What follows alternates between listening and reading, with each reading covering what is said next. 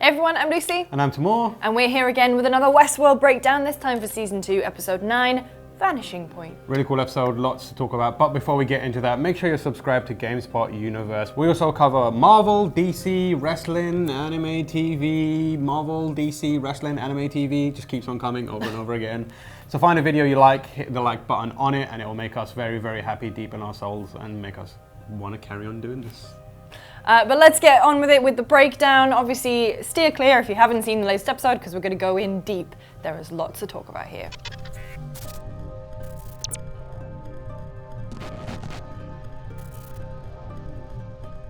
Okay, so the setup for this episode, fairly simple. It's all about why Juliet, the Man in Black's wife, killed herself. And through that story, there's an exploration about the darkness within William Bill. It starts off in a party where it's held in his honor. Turns out he's quite a philanthropist. Very different from the Bill that we know, which speaks to the two different kind of like facades he has. The light and dark. Yeah, exactly. Bill. And then we also get flashes to things that happen, enticing things that we're going to see in the rest of the episode. Most notably, the gun to the head. The gun to the head. Which was quite scary for a lot of Bill fans. Yeah, we also get more of a look at Bill's wife, Juliet. We saw her very briefly in the Jim Dallas's retirement party scene, and we hear her mentioned. We know that she kills herself, but now we get to actually explore her character, and we are trying to find out why she killed herself. So, you know, through this conversation, they have, so Bill's having this conversation with this fellow rich guy. The rich guy says, what was it Plutarch said? And Alexander wept for there were no more worlds left to conquer. But actually, that was a corruption, as Bill says. Plutarch wrote that when Alexander was told there was an infinity of worlds, he wept, for he had yet to become the Lord of one. So obviously, very nice little parallel between Bill and Westworld there. There's a lot to kind of get out of the kind of Plutarch himself, which, as Lucy is wont to do, she did some research. So Plutarch was this Greek biographer and essayist, and what he would do, his most famous work is called Parallel Lives. So he would take one big famous Greek, like titan, like famous Greek, and he would like compare them and write a biography at the same time of the kind of like a Roman equivalent. So the quote they're talking about in Westworld is from The Life of Alexander. Life of Alexander was written in parallel to The Life of Julius Caesar. So you can kind of compare those two characters if you kind of want to dig in deep into that part of the Plutarch. But Plutarch wasn't concerned with writing history, but he was interested in exploring the influence of character on the lives and destinies of these men. And also the later quote that Juliet comes out with is, I would rather excel in the knowledge of what is excellent than in the extent of my power and possessions, which is another thing that Alexander said, which is quite interesting because it's like Bill on the outside has everything. He's like one of the richest men in the world, but it's not what he wants ultimately. He wants, well, at this point, who the hell knows what he wants? He wants to burn it all down. Yeah. Yeah, and then obviously the Plutarch thing, it works with, you know, the parallel stories that are unfolding within Westworld itself between all these important people who are kind of equivalents. Bernard, Dolores, Bill, they're kind of like the equivalent of finding each other, and now they and what's important about them is the influence they're having on other people as well as what they're achieving. So you have that symmetry with what Plutarch's kind of method of operating was, and also how the story is being told within Westworld itself. To the loveliest, richest bookworms I know. And to you, William. Even if there is an infinity of worlds, you've conquered far more than one. Has he? Doesn't seem like it. I think he's conquered the world of industry, his industry that he's in Delos, but I don't know if he's conquered everything. I mean, like, there's also the perception of how much he's achieved versus how much he personally feels he's achieved. Because Westworld itself, if you just look at that, he's the one that's always seen beneath the surface. Yeah. And to everyone else looking at it, it would seem like he's done what he needs to kind of conquer that world. But he sees beneath, he sees the subtext, he reads between the lines and knows there's far more unexplored territory there. Yeah. So it could be kind of like a reference to that and the kind of disparity between the person he thinks people think he is and who he knows he needs to be.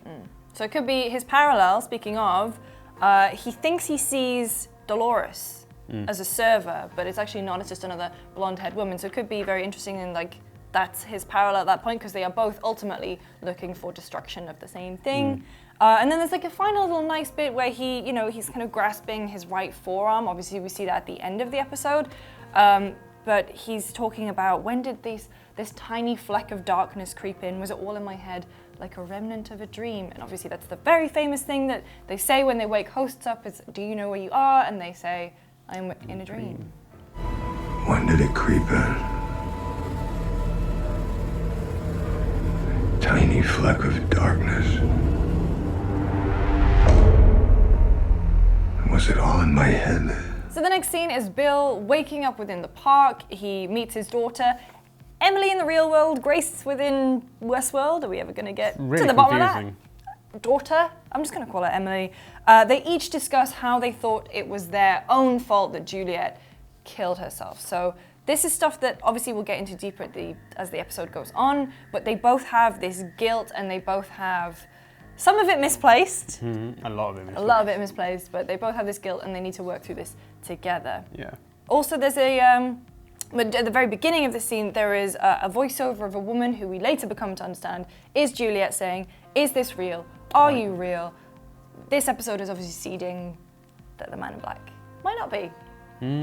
So some of that guilt, it manifests in a story that Emily tells when about Juliet giving her a jewelry box, and her kind of throwing that away and telling her, if you weren't drunk and paid any actual attention to me, you'd know that I'm not a beautiful ballerina anymore. Stop doing that stuff. And so you get that kind of like lingering guilt about her mother's death, and you can tell it's really eating her up inside, and it's kind of contributing towards her motivations to some degree. Like the way she speaks to Bill, for example, she talks about kind of like screwing up that relationship with her mother and not wanting to screw up her relationship with her father. So that's one of the kind of driving forces behind Emily. There's also an interesting bit where she's like, I threw it away, but the trash are even taken. So I think what we're led to understand by the end of the episode is that Juliet actually rescued it from the trash before it was thrown away. Maybe this whole episode was just kind of like a red herring. I don't know. I pushed her away, and then it was too late. But it's not too late for us. So then we have the fateful meeting between Dolores, Teddy, and the Ghost Nation. Effectively, they meet at the Valley Beyond just before it, right? So it's like, you shall not pass moment from the Ghost Nation. They're like, you can't come through here. And Dolores, obviously set in her ways, focused on her mission, she commands Terminator Teddy to start killing off Ghost Nation people. So he kind of takes care of the Ghost Nation very effectively. There's a back and forth, and by the time they're done, everyone is pretty much dead, both sides. All that's left is one Ghost Nation person, and this is where we see that Teddy's having second thoughts. He kind of puts his hand on his gun and then thinks about it for a second, and then allows the guy to very lightly jog away. I would have been sprinting. I would have been sprinting like faster than I've ever run in my life, but he's kind of like just casual jog. He's got a lot of like makeup on, so I probably don't want to sweat it up. Yeah. But yeah, so it's also quite cakey as well, I imagine. Yeah, so this is the inevitable meeting between the Deathbringer and the Ghost Nation, and they talk about watching each other and the Valley Beyond not being for you, and that's how it kind of like all erupts. And by the time they're done, we have Teddy and Dolores on their own, and Ghost Nation just kind of, that group of people mostly wiped out. Has moved on. Yeah. So yeah, it was very interesting. The Valley Beyond is not meant for you is obviously symmetrical to from the first season is the maze is not meant for you. But Dolores is like, no, it was meant for the people who built this place to ensure their immortality. I'm going to use it against them. But the Ghost Nation have a very different understanding of what the Valley Beyond is. They think it's the door to a new world. Untouched by blood. Untouched by blood. And Dolores is like, well, both of them are essentially saying the same thing, because Dolores is like, it's key to our survival, and the Ghost Nation are like, it's a door. Those two things, quite interlinked, you would say. I still don't really understand how Dolores has this God complex about why she gets to be the one to decide who gets to go to the Valley Beyond or not. I'm interested to see how that pans out. Manifests, Maybe she thinks it's only the OG hosts that should be allowed to go. Yeah. I guess she sees, I mean, it's part of the God complex that everyone is slowly manifesting, right? And her one is she believes she can identify who is enlightened and awoken, and only they should be the ones who, and obviously as she says to Teddy, like, you're not built for survival, for example. So it's like she's selecting who she thinks is capable of doing it, and Teddy was allowed to join her because she altered him. Everyone else is like, if you're not fit for survival, you're not fit to go to the Valley Beyond.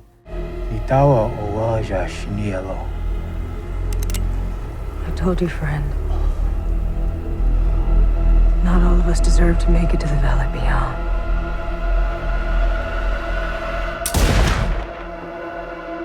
So in the Mesa, we have poor Clementine being used as a test subject. Once again, this time they've infected her with what the Delos people are calling a virus, which is a modification of the code that Maeve has inside her to control the other hosts, except this kind of goes to extremes in that the hosts just attack each other incredibly violently until they are dead. Bernard manages to see this happen, and obviously he's got Ford in his head saying, the humans cannot be trusted. So poor Clementine, but they're referring to this as a virus, which is interesting because later on in the episode you have Juliet referring to the Man in Black as a virus, to Bill as a virus, saying, you ate through my family, you destroyed us all. Why wasn't, there is a bit where they're uploading between Maeve and Clementine, and Charlotte touches the back of her neck, which to me felt very deliberate. Yeah, it was tricky because we had to watch it a couple of times to see whether it was just like a natural, just a tick, or like. Just, I don't think anything's a natural tick in this series. Yeah, I think it could also be a red herring again. Yeah, because we know that she's been scanned, and they said that she doesn't have a explosive in the bottom of her neck, but she might have something else. I mean, there's a room full of Bernard, so who knows how many room full of other peoples there are. And speaking of Bernard, why was he not affected? Is it only because it's the hosts that Clementine was specifically told to target? Was it the ones that she was looking at? Yeah, it could be like the virus is contained within the box area, so it's like it doesn't affect anyone outside, effectively. And Ford saying, I warned you not to trust them, Bernard. They'd rather the hosts destroyed than free. I mean, yeah, sort of, but the hosts themselves chose to destroy the cradle. Yeah. So basically, no one's really coming out of this well. But I think, obviously, Ford definitely has something else going on, as we discover later on. Get word to Stubbs, have him mobilize his men. Prepare her for release. What about the madam? If this works, we won't need her anymore. Back in the real world, we're at the party again, and Juliet is a sloppy drunk. She is having a bad time, having a good time. Also, where you saw that lady before. It's the actress who plays the wife in The Fugitive. It almost destroyed me because I didn't realize where she was from. President in Independence Day. That's two, yeah. Not the good one. So one of the cool things we see here is the relationship between Bill and his daughter, Emily, which currently in the Westworld park is very tense. But back then is like quite a loving father-daughter relationship. Daddy's girl. Yeah, there's like a nightcap, kiss in the cheek. She's like, I'm proud of you, of everything you achieved. And then like you get to see how it was back then. Interesting it is like you see, we get kind of like a timeline of the devolution of that relationship. He's here as well. Ford is hanging about. Yeah, he's having a drink. He's just chilling, having a drink. And he's like, congratulations, philanthropy suits you. You came from humble beginnings yourself. And then I love the reply that Bill gives. It's like, what's Oz doing without its wizard? Which is a great line. I really like that line, very evocative. So Ford says he came to pay his respect, you've achieved incredible things. And then they start talking about the project. Even those who don't know about your little project. We have an agreement, Robert. Delos stays out of your stories. You stay out of the valley. So also, I'd like to say that this scene reminded me a lot, actually, of The Shining. Obviously, I was just going to say that. Yeah, obviously, like, a person goes to have a drink in a bar. Obviously, it's going to be The Shining. But like, no, but it was very evocative of that. And especially given Ford's current role in the series, which is the mysterious ghost telling you to do bad things. My Kubrick senses were tingling. Also my Stephen King senses, come on, I'm not going to discount that. But they're talking about the project, and Bill's like, we have an agreement, Delos stays out of the stories, you stay out of the valley. So it's a very mutually beneficial relationship because Ford obviously just wants to tell the stories. But Ford says, I didn't break the agreement, your project did. When was the last time that you took a good look at your creation and what it's been learning about its subjects. So I thought that would be the cradle. Yeah. So it's obviously part of Bill's project. Unless there's something else, he's managed to. Unless at this point, this is where if he is a host, and he goes through and kind of messes with, I don't know, like. It's really ambiguous what he's talking about. Like the obvious thing is like what you pointed out, the cradle and the overall project. But again, like it seems like we got to that conclusion a bit too quickly, and there feels like there's something else going on. And like the line, it was self-knowledge that drew you to the park in the first place. It kind of speaks to something beyond the obvious thing, a little more personal and reflective about it, more focused on Bill himself. It's very much evocative as well of the Dorian Gray by Oscar Wilde. Obviously, Dorian Gray doesn't want to die, he wants to be young and attractive forever, and so he has this portrait painted of him, and in his attic, the portrait is as he continues, and it's like this manifestation of all the evil within Dorian Gray, like it ages and it just looks rotten and disgusting. And I think that's what Ford is kind of alluding to, where he says, be careful what you wish for a self-portrait. You might find it's not very flattering. Dorian Gray there. Also, that's Ben Barnes's, like, after Prince Caspian, he was Dorian Gray. Good knowledge. Not a very good film though. No. I mean, it was okay. Yeah. Colin Firth was in it, it was a bit weird. Anyway. What a tangent that was. Seriously, you've never seen it? It was like, anyway.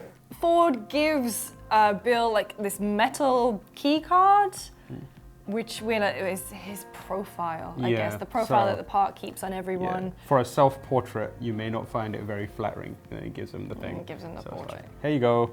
And then at the end, like Bill's like, enough games, I'm done. Ford's like, I love the delivery on this. It's like almost like a bit hammy. Yeah, it's a like bit a Hannibal pause, Lecter, isn't it? And he's like, no, William. I think perhaps one final game. No, William. I think perhaps one final game.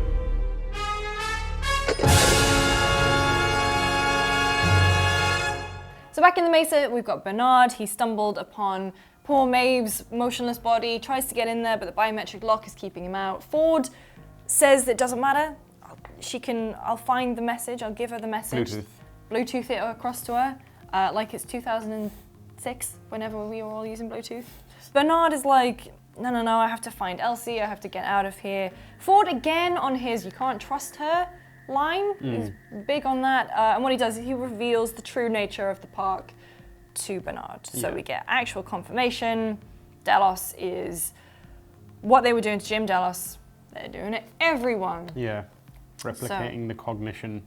Turning guests into hosts, it's Future World.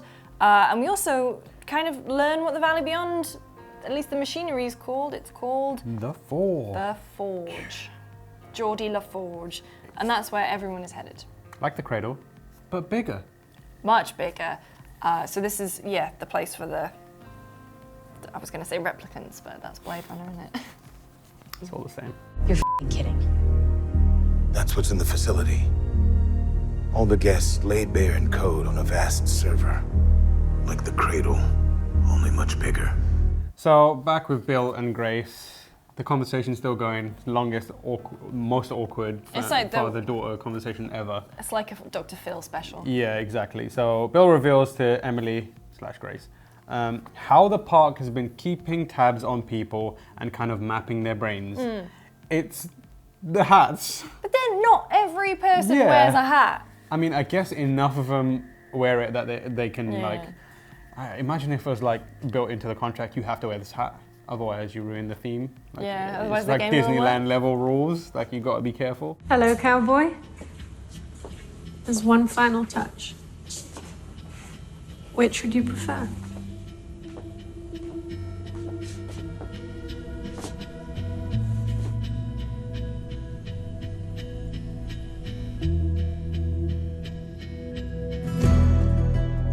So Emily reveals why she's so interested in this whole project thing now. She reveals that she has knowledge of it, thanks to Logan, and she reveals that she wants in, which is unexpected. Bill's like, what?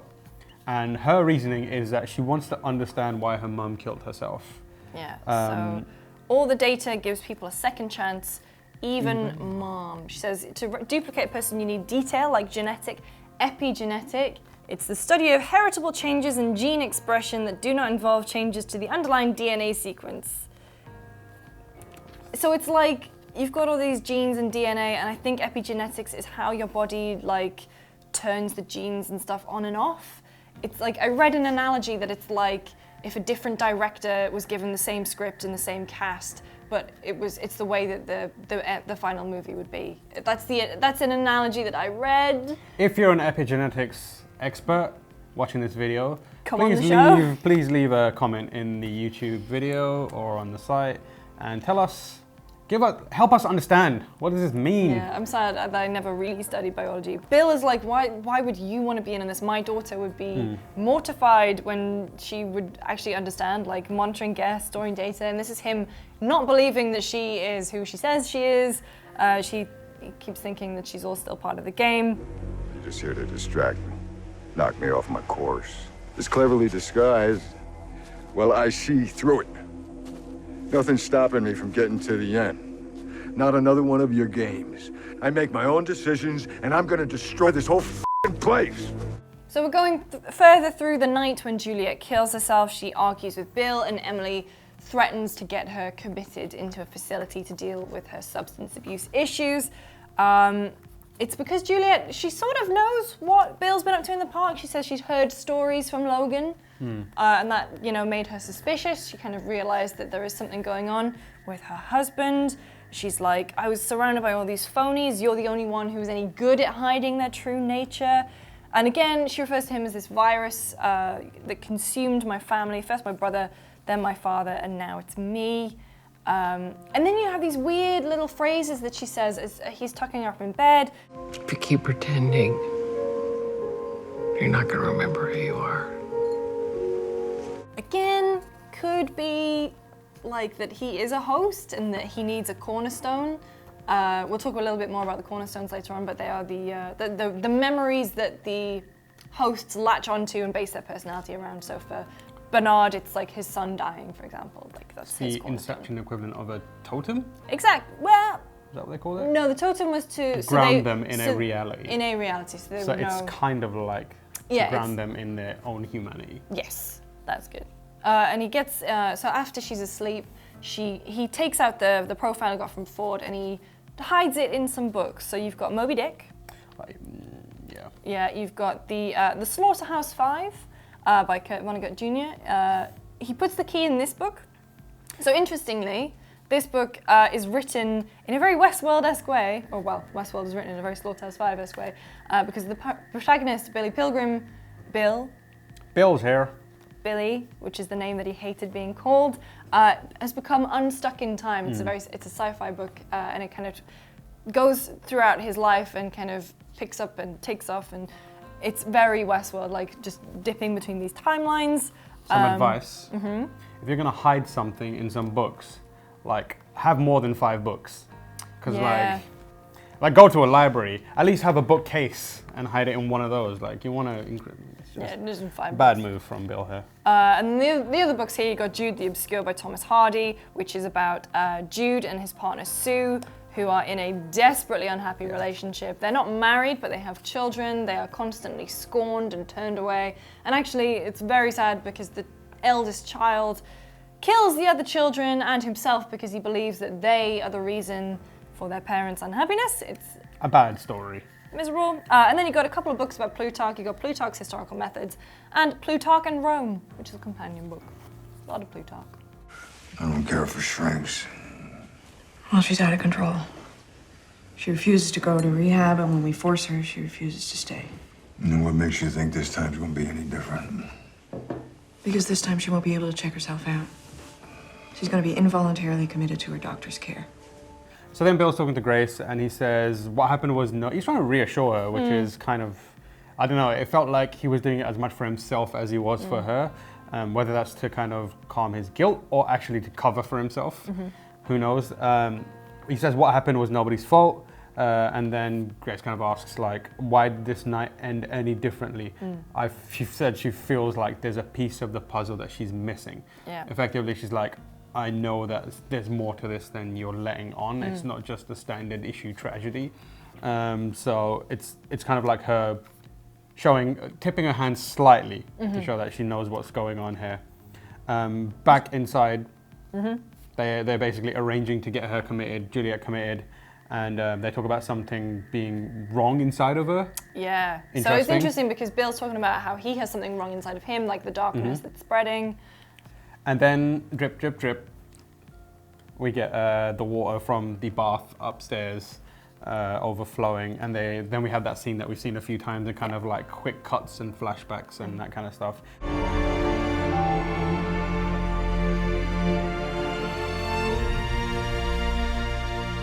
Back in Westworld, you got Bill and Grace discussing. He completely flips and is like, "Yep, no, you're a host. Robert, for God's sake, stop trying to mess with my game. Get out of my head, Charles. Get out of my head, Charles." Backup arrives, Bill freaks out, kills them, and shoots his daughter. That was like, I didn't see that coming. It was like, I was dreading it. It was like Hereditary, when you're just kind of sat there knowing that something terrible is going to happen. That's what I was feeling. But yeah, you know, Emily, Grace is like, "You have been here so long, you've lost your grip on reality. When this is over, I'm going to expose you. Everything you are, everything you've done, I'm going to lock you up, just like we did to Mom." So that's her true motivation behind everything. She doesn't just want to find out what happened to her mum, she wants to expose her dad. So the thing is, like, she's pretending she doesn't actually know, but she does know. She's definitely seen that profile because Juliet was clever enough to leave it to her. In the ballerina box. In the jewelry box. I read your profile, Mom left it to me. You are, in your very essence, a lie. Which is quite a damning thing to say to someone. And then the backup arrives. So I think the backup scanning his C6 vertebrae, a very obvious thing. It's like just like they did to Charlotte Hale, but led to believe that maybe there's something else to that. The arm scratching. Yeah, he digs into his arm at the end. And he thinks he's talking to Ford. He's like, "You overreached. I never told anybody about my profile. The only way she could have known was from you." But no, it turns out his wife was cleverer than he gave her credit for. And now he's basically lost everything. So perhaps one of the more touching scenes in this episode, Ford and Maeve talking. That was a really nice moment. Like, Maeve's on the verge of death, and Ford is he does his spiel and says mankind is poised midway between the gods and the beasts. May have been true in Plutonius' time, but clearly we have fallen since then. So, Plutonius. Oh, this is one, though, I feel like it was just a nice quote that they used. But Plutonius was a believer in 3 core principles of the self. The one, which Jet Li is movie, great. a metaphysics of radical transcendence that extends beyond being and intellection. The intellect, which is the faculty of the human mind, which is described in classical philosophy as necessary for understanding what is true or real. And then the soul, which is basically the psyche. I'm so glad that you've had to do this part of it, because I left philosophy class after my first lesson. I've never studied philosophy. That did my head in. So this is difficult for me. Yeah. But it's basically, I think Plutonius he was picked for a reason. Because he's got all these. And then from there we have Ford starting to really pour his heart out. In a very Ford way, like very composed way. So he's, "Oh my dear girl, what have they done to you? You've learned so much so fast." It very much feels like he's talking to a daughter. And he does actually say, of all the hosts I made, you were my favorite. It isn't easy letting to contemplate letting your children die. You were the closest I got to having one. I underestimated you. You stayed here to save your child, and so have I. So Bam! He's talking about saving his kid. So basically, the narrative that Maeve had, it's not a narrative, it's what she chose to do, is to save her child. And he is doing the same for her, and he unlocks her core permissions. Yeah. What the hell does that mean? She's already powerful as hell. Super Saiyan Maeve. Bernard finally reaches his breaking point with Ford, deletes him from his code and from his mind, and at the same time also abandons Elsie. So what's quite interesting here is, they stop to get ammunition. Ford is back in his head. He's like, she's gonna betray you, she's gonna betray you. What you wanna do about it is up to you. And so this is the bit where this is all one. It's just a huge chunk of text that is just indecipherable. I merely offer you choices. Tim shall, Bernard. Thou mayest. Back in episode 7 of season 2. I might just go and sit down for a bit. Bernard says that Abernathy is in Sector 16, Zone 4. And we thought at the time it was a very biblical reference. I think we said it was a proverb or something. No, it is Genesis. So at the end of East of Eden by Steinbeck, this all comes together. Bear with follow me. it. Follow it. At the end of East of Eden by Steinbeck, there's a line where he says, do you remember when you read us the 16 verses from the 4th chapter of Genesis and we argued about them? In Genesis chapter 4, the 16 verses refer to the story of Cain and Abel. So they are the children of Adam. Cain, both of them are like farmers, but Cain tends to the field. Abel tends to the flocks. The Lord God requests an offering from the both of them. Abel gives the fat from his lambs that he's been rearing, and Cain gives crops from his field. The Lord looks upon Abel's offering with favor, but not Cain's. So Cain is disgruntled, obviously, and goes a little step further and kills his brother. God curses Cain. The ground will no longer yield crops for him. He'll be a restless wanderer on the earth. Cain was exiled and settled in the land of Nod, which is a place east of Eden. So this is how the whole Steinbeck thing comes around. And after leaving the presence of the Lord, he never rested.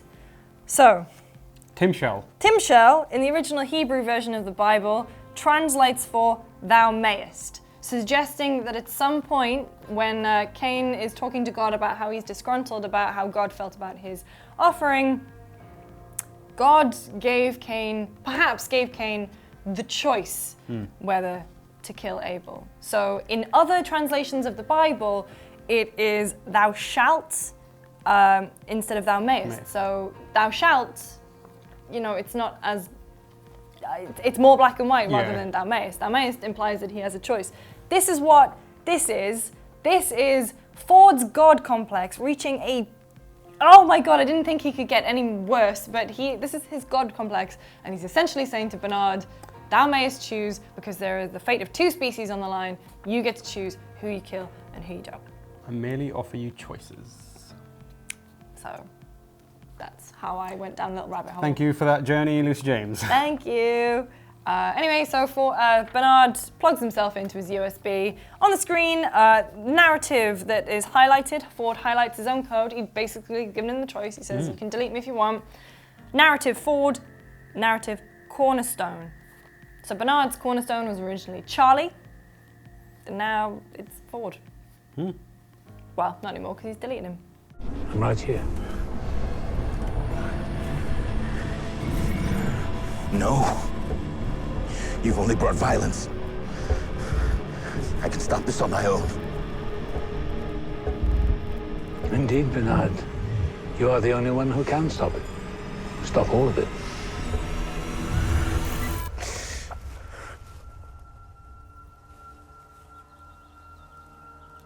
So back in the park, we have the slow unraveling of Bill after his realization that his daughter was in fact his daughter, and he's been responsible for her death. Bill walks into a field, puts a gun to his head, and we hear the voice of Juliet saying, "Tell me one thing." And the forearm comes back into play here. Yeah, it looks at his forearm. Yeah, he looks at it, and kind of like, then you hear the repetition of the opening line, the darkness wasn't something I'd done, some decision I'd made. It was, well, not the repetition of it, kind of like the follow-on from it. I was shedding my skin, tried to be a good man, tried to build a wall and protect Juliet and Emily. I don't belong to you or this world, I belong to another world. And then it cuts to that devastating moment we saw in the first season where he realizes that Dolores never truly loved him. Ooh, mega awkward. But then back in the real world, we've got Juliet, and she was just pretending to be asleep the whole time. Great work. I believed it. So she gets up, sneaks around, finds the poorly hidden profile thing, and then goes and investigates the true nature of her husband. And this is where she really kind of confirms the kind of person that Bill is. And she sees the interactions he's had in the park. They kind of play out in various small screens. And his profile is category 47B, persecutory subtype, delusions, paranoid subtype, and he's got a 0.0072% rare personality. Yep. That is a damning indictment of his. Yeah, he's a weird dude, effectively. So we see the Delos symbol for the Immortality Project. We also see that he is Subject 2. So Jim Delos, obviously Subject 1, Bill, Subject 2. Yeah, some of the videos we've seen, like the time he killed all the Confederados, the time he drags Dolores into the barn, like just really his worst moments in a nice little feature. The greatest worst hits of Bill. Yeah, and before he decides if he's going to kill himself or not, he's like, what is a person but a collection of choices? Which leads back into the why they can't make a real, true replica, because you need to understand why people make the choices that they do. Dangerously close to a Castlevania Symphony of the Night. Yep. What is a man quote there? Where do these choices come from? Do I have a choice? So obviously that feeds back into the Tim shall thou mayest. And she says, if you keep pretending, you're not going to remember who you are. And then, you know, where any of these choices truly minds begin with, is this real? Are you real? Poke in the arm, but then it cuts to black. I feel like he's probably just going to be a host at this point. Yeah, and the actual thing is in his arm instead of in the back of his neck. So maybe what actually happened is with Jim Delos, they tried to make a complete copy and then they realized that's not going to work. And maybe they just didn't scan him properly. And maybe he has basically been consumed by, there might have been like a small bit of darkness in him originally, but once they've done this to him, he's just been consumed by it. Just taking in a natural splendor. That's what you used to say. Except there isn't a trace of nature in any of it, is there? Or in us. No. But that means we're free. And the final scene, I was not a fan of Terminator Teddy, I'm not gonna lie. Worst Cyclops ever. Yeah, I felt like he deserved a little bit more, but he kind of has a little redemption moment where, despite everything that Dolores has done to him, he wakes up essentially and is like, I can't be a part of this, I can't do this, and he kills himself, which is very sad. Funnily enough, I've just realised it's the same arc that Cyclops has in the comics, which is real weird. Like Cyclops goes mad and starts killing. It's fine. Don't worry about it. It's fine. You know, Dolores is saying things like, "We'll be the first to make a choice." This episode, all about them choices. And he says, Teddy says, "No matter how much I change or how much you change me, bitch, you're my cornerstone." But sadly, what do you do when your cornerstone has been completely corrupted in the way that Dolores has been? And even from, you know, the first time he was ever woken up, she's always been the thing that he's latched onto. And then he says, you turned me into a monster. What's the use in surviving if we become as bad as they do? Bye, Teddy. Cradle's gone, so... Uh-oh, that is Teddy out for the count, unfortunately. How does he end up in the lake? The lake. Yeah, that is interesting. Well, I think this Teddy is out for the count. Do you think there's another body? I feel like body? There's another Teddy.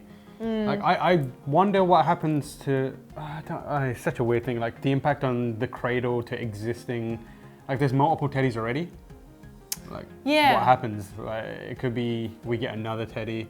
Or it could be that the Ghost Nation takes him there. Yeah. Maybe, I mean, to make sure that everyone gets a chance at leaving the door even if they're dead. I don't know. It's okay though, next week. One episode. Season finale. We'll Hopefully we'll get some more answers. Hopefully the door will be fully opened. Maybe someone just picks that Teddy up and just throws him across maybe the Dolores entirety of takes Westworld into the drink.